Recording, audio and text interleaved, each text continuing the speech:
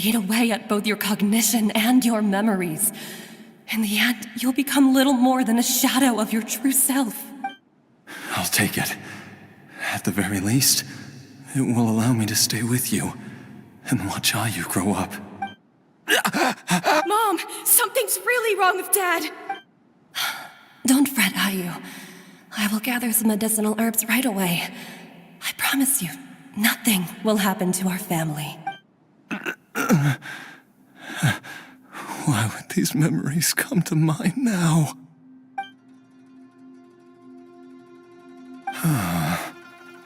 The longer we live, the tighter we cling to what we have.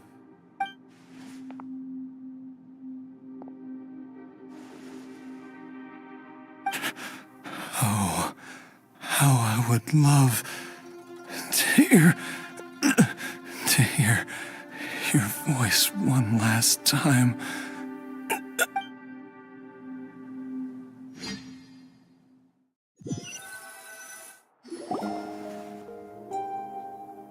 Jialiang! Jialiang! Jialiang! Jialiang! Dad, are you awake?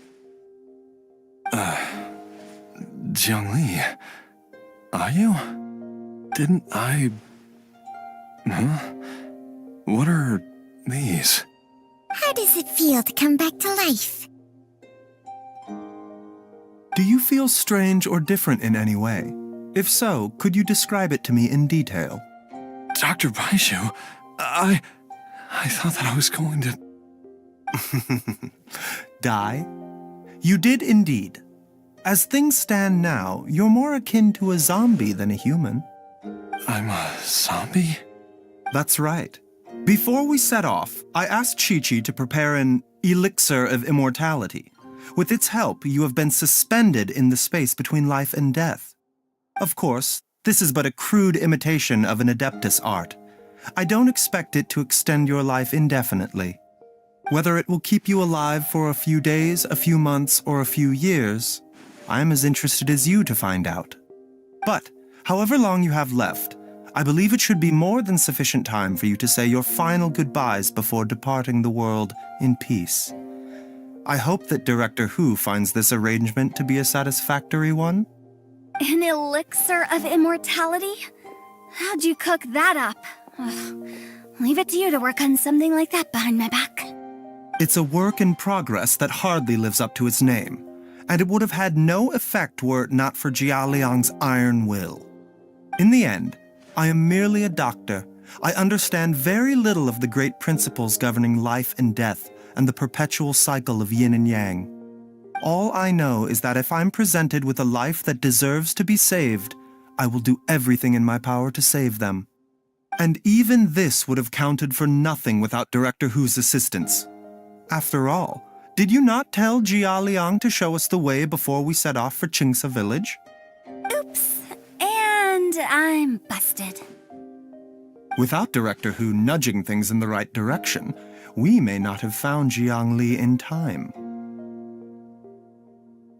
No wonder he didn't mention the elixir back then. I thought he was being frank and transparent with me for once, but apparently not. Director Hu told me to keep her suggestion a secret, but it seems nothing escapes Dr. Baiju's attention. Never underestimate a serpent's sense of smell.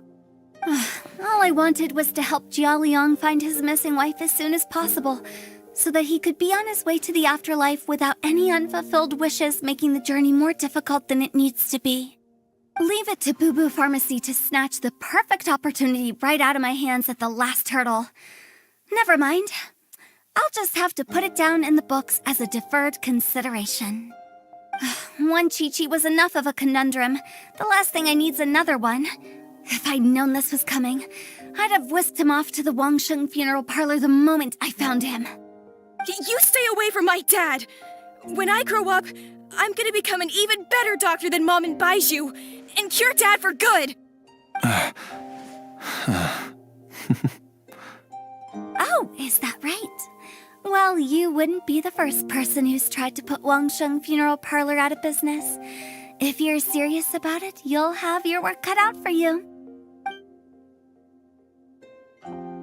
Traveler, Paimon, I'll catch you all another time. Is she finally gone? All's well that ends well. If you ask Paimon, we should probably do something to celebrate this hard-earned family reunion. At times like this, a grand celebratory feast is in order. It feels like it was a whole lifetime ago when I last talked with Zhongli and Ayu around the dinner table. Yay! Paimon can't wait! Alright, first things first, off to the market for some fresh ingredients. Let's go! Wait up! I'll come too! Baizhu, thank you so much for everything you've done for us. Don't mention it, Jiangli. I was just doing my duty. Just your duty, huh? Baizhu, Changsheng, would you mind if we took this conversation outside?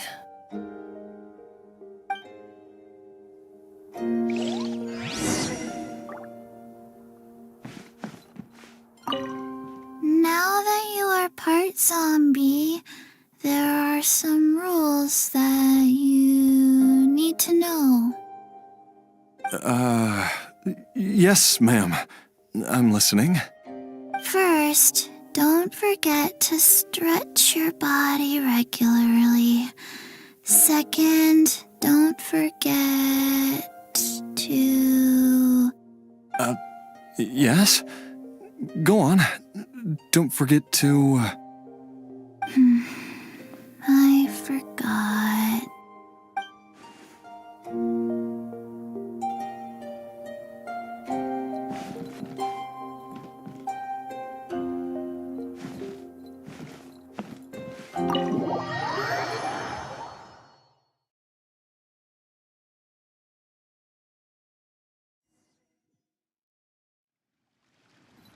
A bitter pill to swallow. The doctor will see you.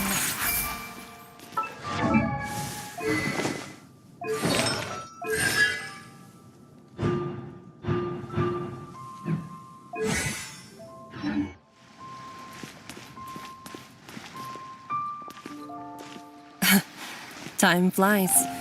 It's been so long since we bade each other farewell in Chenyu Vale. Changsheng, you're the same as ever. You haven't changed one bit. You, on the other hand, have changed a lot. You're right. My younger self would have never imagined that things would one day turn out this way. Or that you'd turn out this way, Baizhu.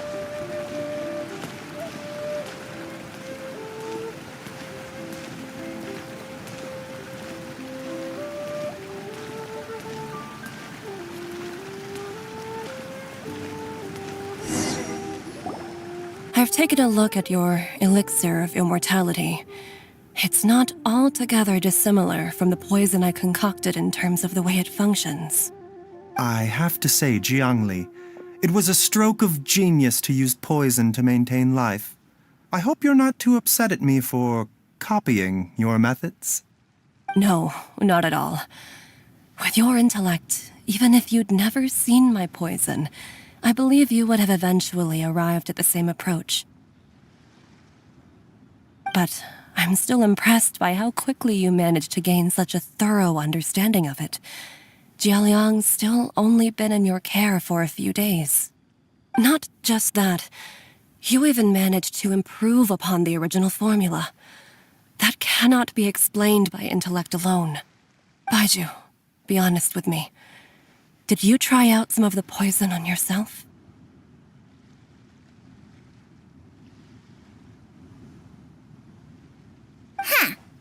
Told you the truth would surface sooner or later. Life force isn't the only thing that Changsheng's contract lets you transfer between bodies, is it? Nothing gets past you, Jiangli. You are correct. Besides life force, Changsheng's secret art also allows for the transfer of toxins and diseases. When I treated Jia Liang for the second time, I transferred some of the poison from his body into my own. Not only did this allow me to alleviate the burden on him, but it also gave me an opportunity to study its properties. There is no need to worry about any long-term consequences to my health, however. Now that the source has been destroyed, any remaining poison in me will have already dissipated. But you took such a huge risk. If we hadn't destroyed the god's remains back there, then even you might have... What am I saying? I'm in no position to criticize you for this. The reason I left our master, and when like both of us have ended up going the same way as our master before us, are all disciples of Chenyu Vale destined to turn out this way? To live a short life, having given away our own for the sake of others? To fight relentlessly against the natural course of life and death, whatever the cost? Maybe our fate is sealed the moment we decide to study medicine. We are doctors, Jiangli. We ought never say that anyone's fate is sealed. Baizhu, I can tell that, over the years, you've used the contract with Changshang to transfer many diseases and toxins to yourself. There are so many that, some of them, I don't even recognize. Can you still stop before it's too late? I think you know the answer, Jiangli. Every one of us from Chenyu Vale believes in the same thing. Hey, food's ready! Mom, come and join us! The Traveler taught me a load of new recipes, and said even Dad'll be able to taste them. Come and try them out! Yes, darling. Mom will be there in just a second. Hey, slow down. Baizhu, I know I won't be able to convince you, but please don't forget that if one day you're not around anymore, Qiqi, Gui, and all the friends who have grown fond of you, they will all miss you dearly. There's no need to worry, Jiangli. I know what I'm doing. I can only hope so.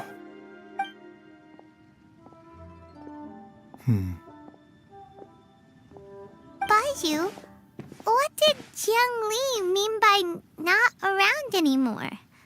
Are you gonna be okay?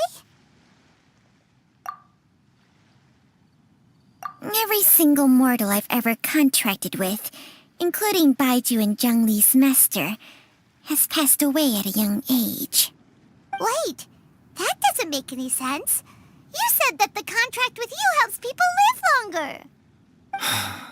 It is a very long story. Long ago, when plagues ravaged the land, one doctor made a pledge to rid the world of pain and suffering. But even the most ingenious mortal medicine could not stay the tide of disease. And after working tirelessly for many years, even his dearest loved ones fell sick and bade their final farewell. Legends told of an herb lord in Chenyu Vale who could cure any illness known to mankind. The doctor sought the herb lord, but found only a white snake, its breathing weak and its power all but spent. Sign this contract and let our lives be joined. Then I will impart to you the secret art of healing. But be warned, this art will harm your own health. With means beyond human ken, the doctor could now reverse the process of death. And yet, the time still came to say goodbye. Only now, the one departing was the doctor, his life force spent. His final act in life was to pass on the contract to his final patient, his favorite disciple. The disciple chose to dedicate their life to saving the lives of others. And generation upon generation followed in these footsteps.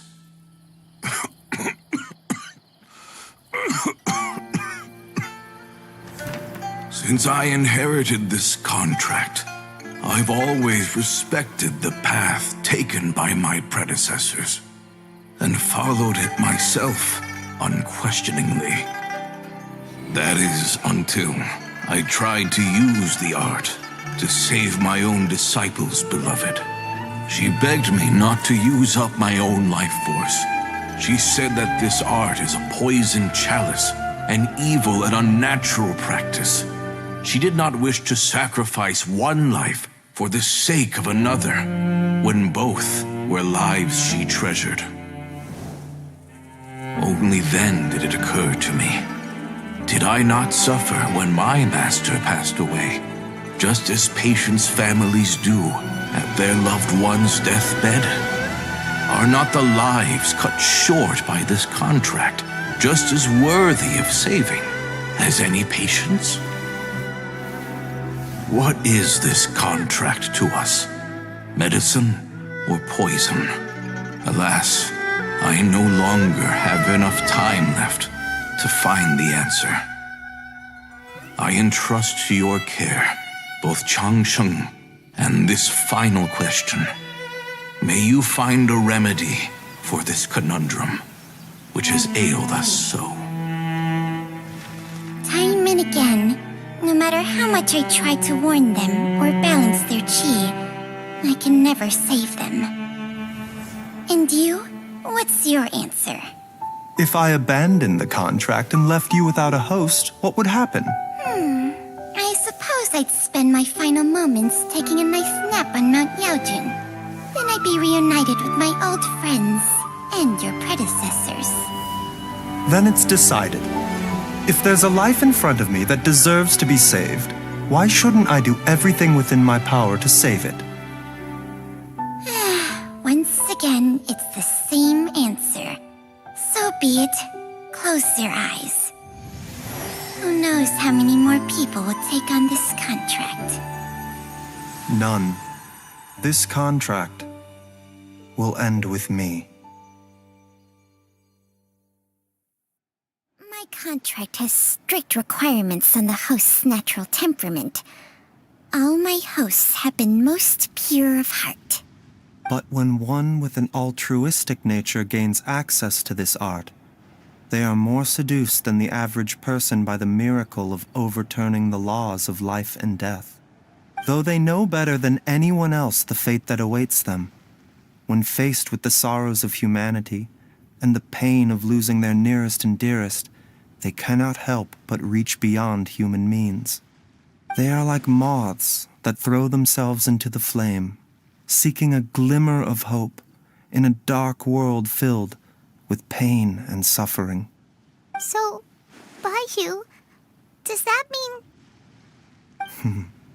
I suppose that would make me a moth that yearns for the light, but doesn't want to be burned to a crisp.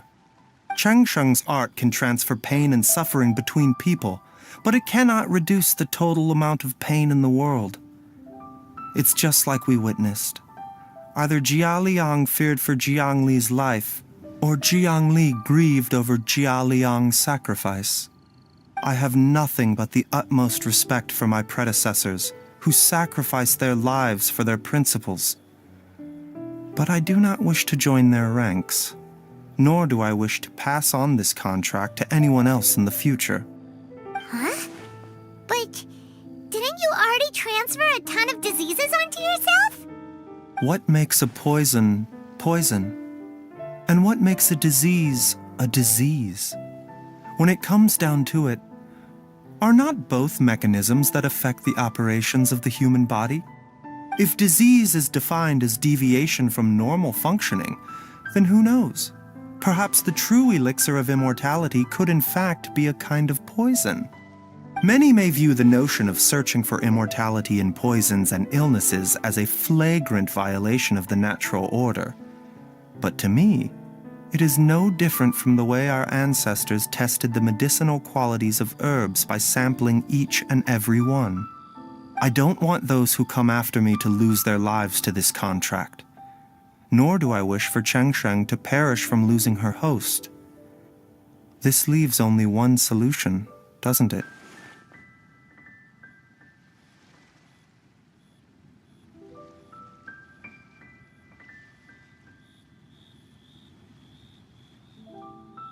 Precisely. I will be Changsheng's final host, and the tradition of passing down the contract will end with me. Even the gods of old struggle to achieve true immortality. First you want to save others, then you want to save yourself. Now you even want to save me. You're getting greedy, Baiju. But isn't wanting to have it all what makes us human? For a selfish moth like me, who's afraid of the flame yet yearns for the light, the only path forward is up towards the moon. For once, Paimon just does not know what to say. Dr. Baiju, Traveler, what are you still chatting about? The food's about to get cold. We also have coconut milk for Changsheng and Paimon. Okay, fine. Let's go grab some food. Paimon has a bunch of burning questions, but they can wait till after we've eaten.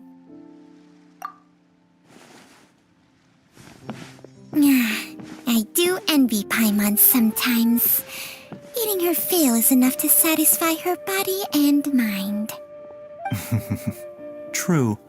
And yet, although we call them simple pleasures, are such things as these not precisely why we mortals cling desperately to the life we have?